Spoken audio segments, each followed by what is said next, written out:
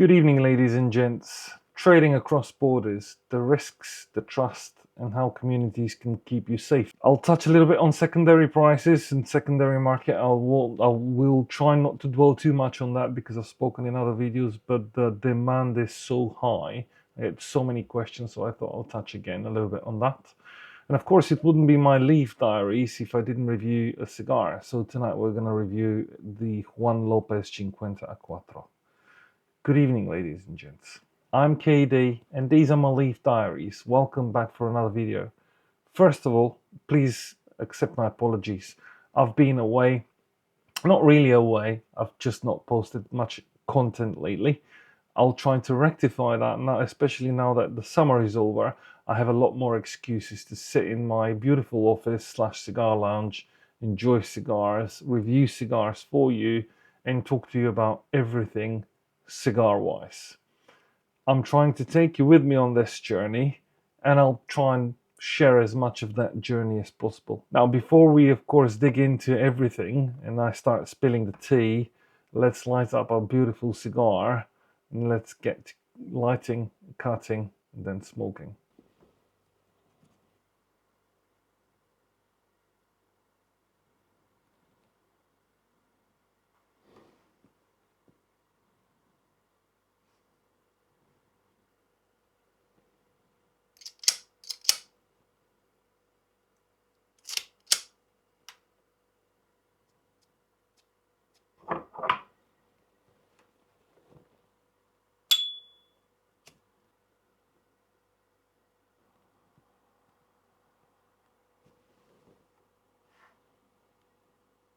Now that we've got it cut and lit, this is what we are working with.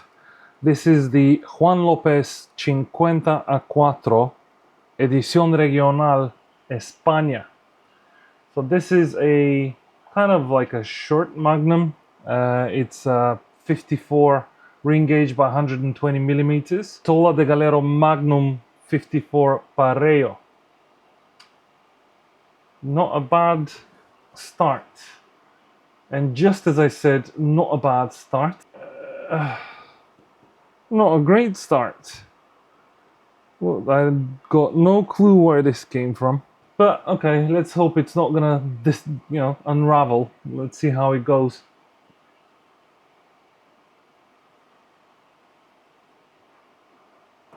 As you know, Juan Lopez is one of my favorite brands. Pre-revolution marca, established in 1870. Very humble brand.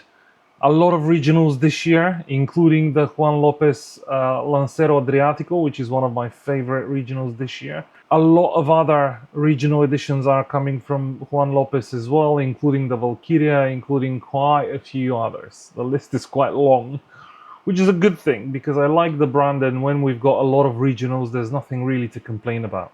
It's an interesting proposition from Tabacalera. First Juan Lopez regional for Spain. Spain being the biggest market for regional edition cigars in this day and age, and probably the last, I don't know, 5-6 years. Every year they get 500,000 cigar run, so 50,000 boxes of 10. This particular one is 994 out of 50,000, as you can see here on the box. So, massive run of regional edition cigars, and this is why very often what we get with Spanish regionals is you are able to buy the old regional and the one regional before that sometimes when you've got a current one. So for example, when this came out on the 7th of April, I was still able to buy the old Por la Rañaga Leones. When the Por la Rañaga Leones came out, I was able to buy the Diplomático Privada number 2. Not readily available, but still available because obviously 50,000 cigars. Now this is changing. Probably guess why.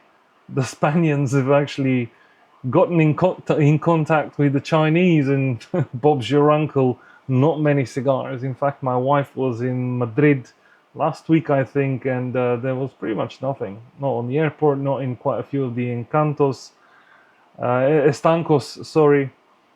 Not a great place to shop for Cuban cigars nowadays, Spain, which is quite shocking and quite disappointing to see. But as we all know, not the only country that suffers from the same illness. I mean, I was in Germany. For those of you that follow me have seen the vlog and the reviews, me complaining from how little Cuban cigars are available in and around Berlin. I guess it's the world we're living in. When it came out, 22 euros per cigar, or 220 euros for this little box, which, considering the prices of the other regionals that came out this year, I'd say it is on the steep side compared to what we get for roughly the same price elsewhere in Europe. A very good example is the St. Luis Rey de Mastora. You get a Lancero for 25 euro. Same with the Juan Lopez Lancero Adriatico, again around the 25-ish euro. I checked yesterday on the official Spanish website. Turns out that this is now 25 euro 30 euro cents. So it's more expensive than the Lanceros, which to me personally means that I'm not going to be buying more. Probably. I mean, me being me, I'll probably buy, but you know what I mean. I hope you know what I mean. That is, I don't like overpaying for something that's not. I'm spoiling too much. Let me backtrack. This is not my first cigar out of the Cincuenta e Cuatro regional edition. This, in fact, is my third or fourth cigar. The first few cigars were not very impressive. In fact, they were meh at best. The first cigar I smoked after quite a few cigars, so I thought, okay, my palate was a bit overrun. I'll give it another try. The second cigar I tried, I thought, okay, could be because I paired it with a really strong and smoky Scotch. Okay, the third cigar was, again, plugged as anything, not great. This one, I mean, I showed you what happened with the cap. It's split from a snip with a straight cutter. I tested it. It was 67% humidity, so it's not dry. Because I know what some of you are going to say, Katie, this is a dry cigar. That's why it cracks. It's not. Also, it has a really nice sheen to it, a really oily wrapper. Not a lot of veins, very oily.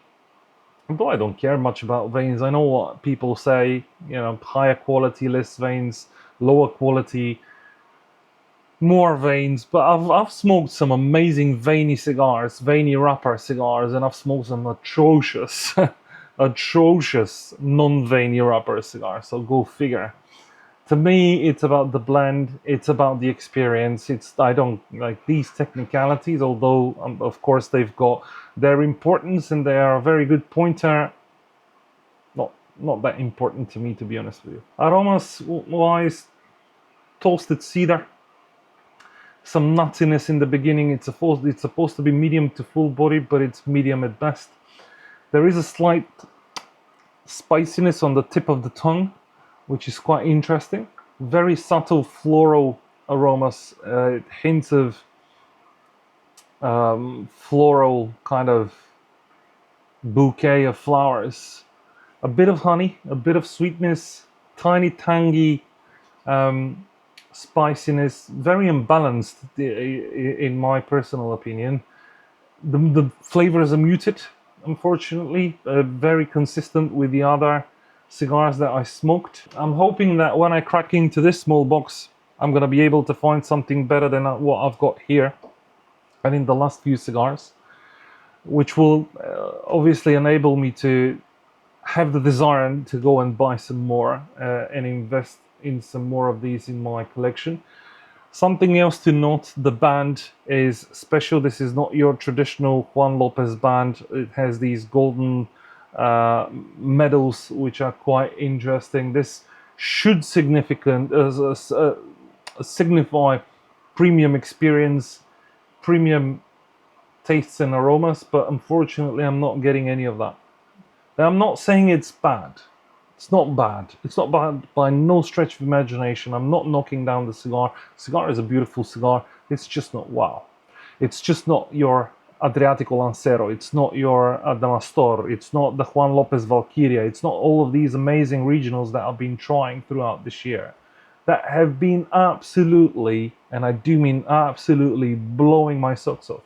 I smoked about 4, I think, if I'm not mistaken, 3 or 4 boxes of Adriatico Lancero already, and I can't stop smoking them, ladies and gents. I literally can't stop smoking them.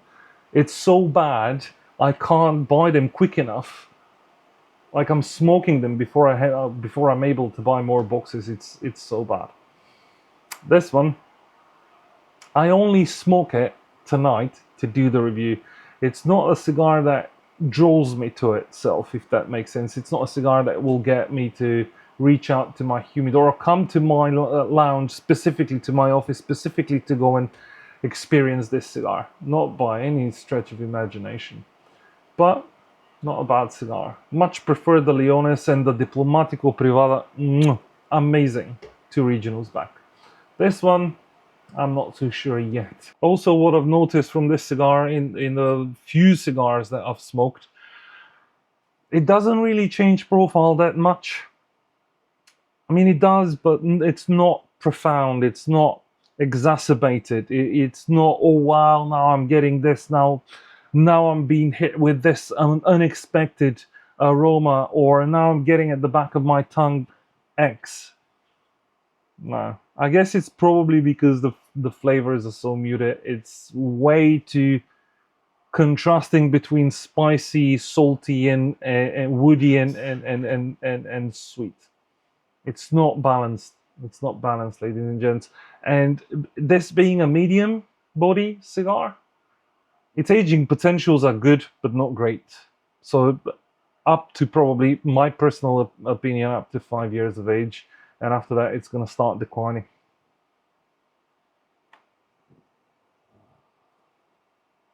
Now, to pair this beautiful Habanos Puro, I've poured myself some whiskey from my Infinity Drum. For those of you who don't know what Infinity Drum is, these are going to be people that don't follow me. This is an Infinity Drum, ladies and gents. This is a concept that I learned from a friend of mine. His nickname is Grave Dodger. He's also a cigar reviewer on Instagram and YouTube. Google him. He's an amazing guy. I'll try and put a link to his profile somewhere or in the description of the video. A great guy. So what the Infinity Drum basically is every time you get to finish a bottle of scotch, it has to be single malt. When you get up to the bottom and you've got like a drink or two, like a 50 ml or 100 ml, you pour it down in a decanter like this one. This is an LSA decanter, amazing, handmade. And then another and another and another, and you create your own blend. I actually tweak it to my liking. He does it randomly. I tweak it. I almost use it as a recipe to create something that I enjoy. Cheers.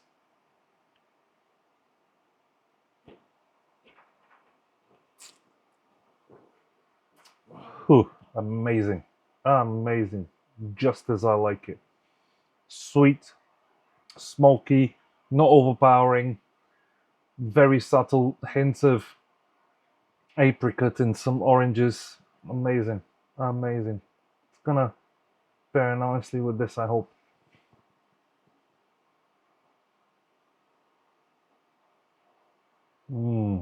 Yes. Really nice compliment to the cigar. It does bring out some more from the cigar, I'd say. It does bring out a little bit more of woodiness and a little bit more of toasted nuts and some floral notes and some sweetness. Unfortunately, like I said, start to finish, same experience. Now I'm going to touch on a few subjects that a lot of you have been asking me, both from my WhatsApp private club for UK members only, my Telegram group, which is international. I've got about 22 different country representatives there. Got an amazing community in both places, as well as my Facebook group. You know, my communities grow quite nicely. some of the questions I get are around trading cigars. How to trade cigars.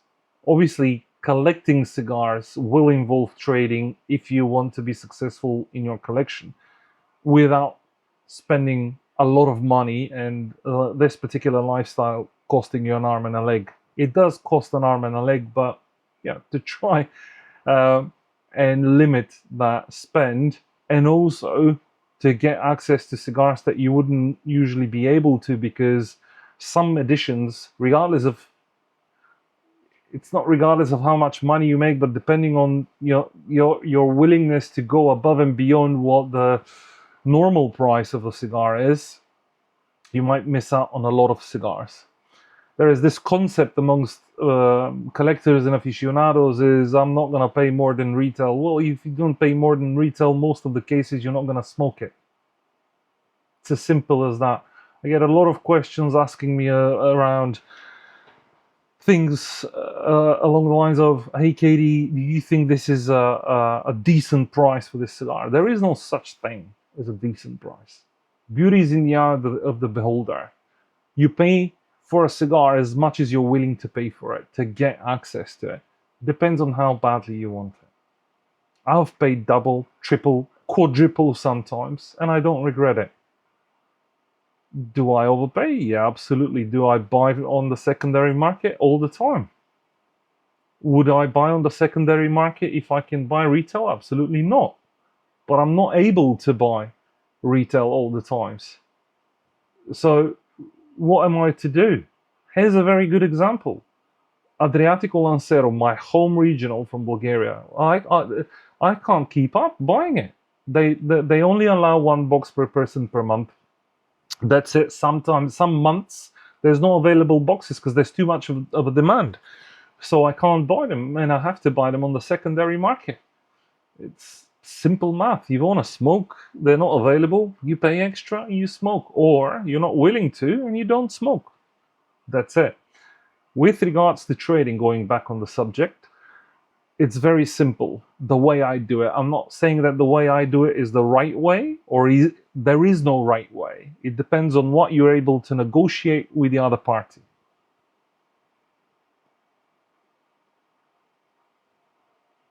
My way of doing things is very simple.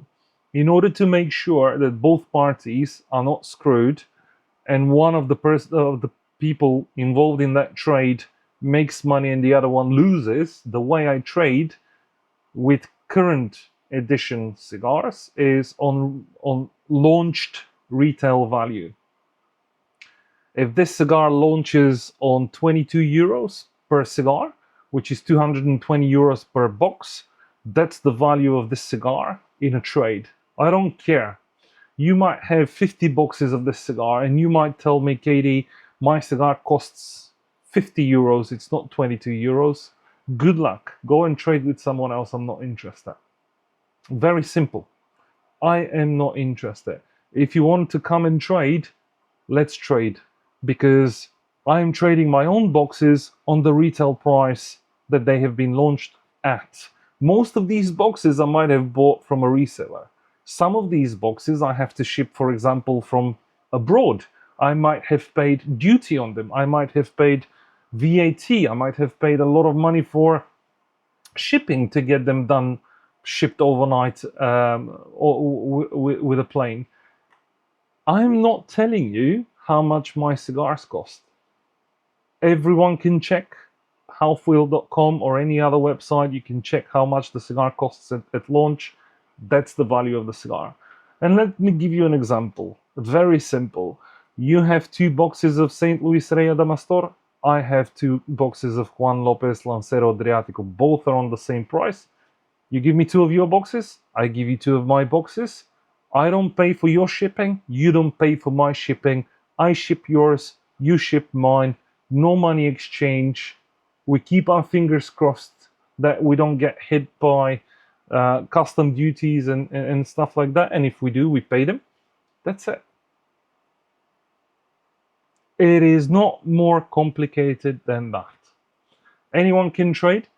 Trades are usually done with people from abroad. because I would be interested in trading regional editions. Why would I be interested in trading standard edition cigars, La Casa del Habano edition cigars, premium line cigars? I've got them here, I've got them in Bulgaria, I've got them pretty much anywhere I go.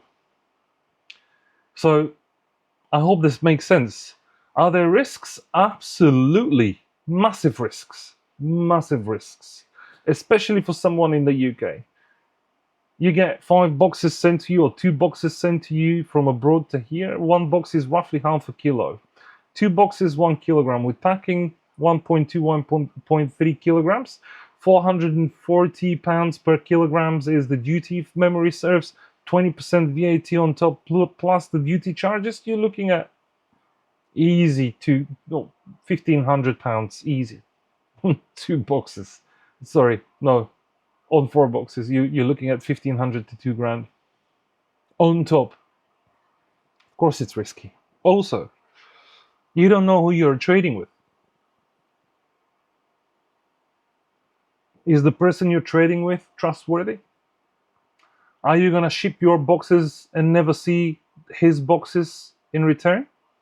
Yep, very possible. It's happened to me a few times in the past. Very possible. Are you gonna get hit by duty? Yep, I pay duty not every, but pretty much every time I ship boxes. I ship boxes from Bulgaria from my own collection, and I pay duty on them. But that's my choice. I run out of the cigars that I want to smoke. I will ask a relative to ship some of my own collection to the UK, and I pay my duties, I pay my VAT, and I pay my customs charges, etc. Is it smart? Probably not. But I want to smoke, so I pay for the privilege. You're not ready to pay for the privilege? Absolutely fine. Don't smoke. Or travel. One or the other. I prefer to pay the duty and not travel, because if I have to travel, I'm going to lose 2-3 days. Put the plane tickets prices, put the other expenses, and I might as well pay the duty. If I'm lucky and I get someone a good relative to bring me something, fine. Very, very, very rarely. In fact, if it happens once a year, I'm lucky. Usually it doesn't. Every time I do travel, I try to take my limit of 50 cigars. I got burned once. I'm not even attempting to get more than 1 on top of my limit. It's not worth it. It's not worth the hassle. It's not worth the humiliation. That's my advice to you guys. Now, the question that might be arising is, how do you get protected if you want to trade? And the answer is very, very simple. Get to know the person you're trading with. How to get to know the person you're trading with? Join a community. Doesn't need to be my community. Doesn't need to be my private club. Doesn't need to be my Facebook group. Join a community. Start conversation. Spend time in that community. Get to learn the characters in that community. Ask around in that community about people, whether they're trustworthy or not. Get some recommendations. Build a rapport with the person that you're trading with, and then trade. That's it. You can also trade, travel, and go and pick up your cigars. I've done that as well, very often. It's the safest way, especially if you're trading for the first time with someone. Grab the boxes that you want to trade with, fly over, meet the person in person, exchange the boxes, come back within your limits. That's it. That is as simple as I can explain it, ladies and gents. The secondary prices, the secondary market prices are a necessary evil. I'm changing subjects because I don't have anything else to say around trading. And I promise to touch very briefly on secondary markets. They are a necessary evil. Do I like them? I don't like them. Do I agree with what they're doing? No, I don't. Are they a very easy way to get a hold of cigars? Yes, they are. Do they charge extra? Of course they do. They've got their own expenses. Do we get less cigars because of traders? Yes, we do. And resellers? Yes, we do get less cigars. Less for some, easier to get cigars for others. People that live in Bulgaria, if I'm a reseller, I go to Bulgaria and I clean out a shop. The person that is a regular to that shop will get less cigars. If I'm a reseller and I come here and then I sell whatever I've bought from that shop, anyone that I sell to in the UK will be lucky to get those cigars. Otherwise, they have to travel to Bulgaria. That's how I see it. This is why I'm saying these guys are a necessary evil. Some of them are my friends. I can't knock them. I used to be very against them, very purist type view of no one should be reselling cigars, la la la la la. Reselling, I can't condone, but I do take advantage of, as I said, because it's convenient. I do the calculations very easily. £600 to £700 per trip, minimum, and a minimum of a day lost in productivity, meaning a day lost in me doing my own job, which makes me a lot more money than going to somewhere to pick up 3, 4, 5 boxes of cigars. Prefer to pay the premium. The cigars get delivered to my door. I smoke them, I enjoy them, I forget about it. That's that simple. This cigar is not impressing whatsoever. I don't know if you'll be able to see this black dot. This is now going to burn through and it's going to cause an issue.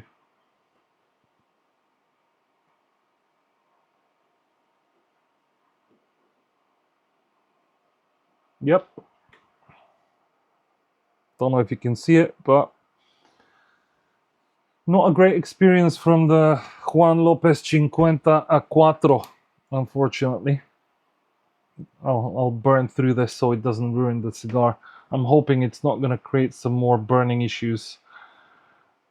Okay. Yeah, I'll probably have to revisit it once more when I open the other box. I'm hoping that it's just a bad box. But nothing special here to report, unfortunately.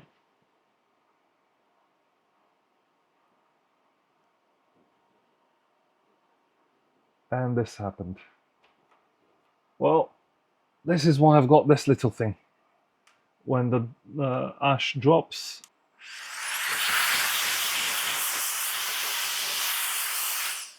no more ash.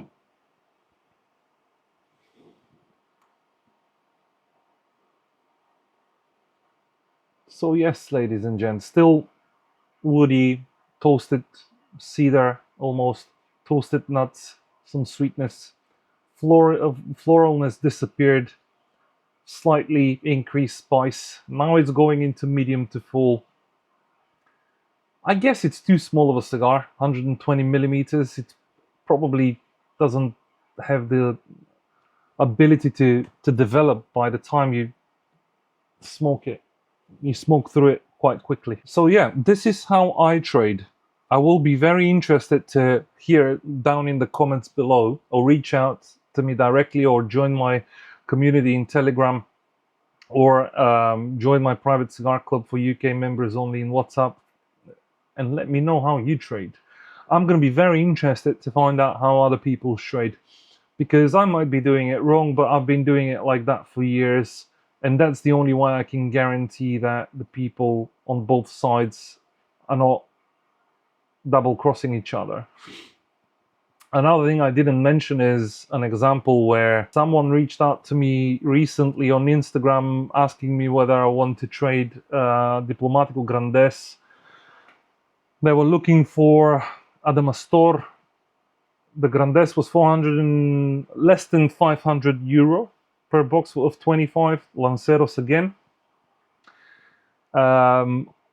They were very keen to trade. I said fine. I explained how I trade. They said yeah, no thank you. And I said I'm not in the business of losing money, purely because I can only assume they thought, well, I'm giving you 25 cigars for 20 of yours. Yes, you are giving me 25 cigars for 20 of mine. Yours are cheaper. It's a cheaper cigar. And that's the bottom line. It's a cheaper cigar. People can't get this through their heads. They think each cigar is the same price. It isn't. This is like, oh, I'm giving you 25 Grandes. Give me 2.5. Give me 25 Cohiba Pyramides. It doesn't work that way. So in a scenario like that, what I usually tell people is, let's say your box is 460 euros. Two of mine are 500 euros. I give you two of mine, you give me yours, and you cover the 40 euros in cash, or you transfer them over to me.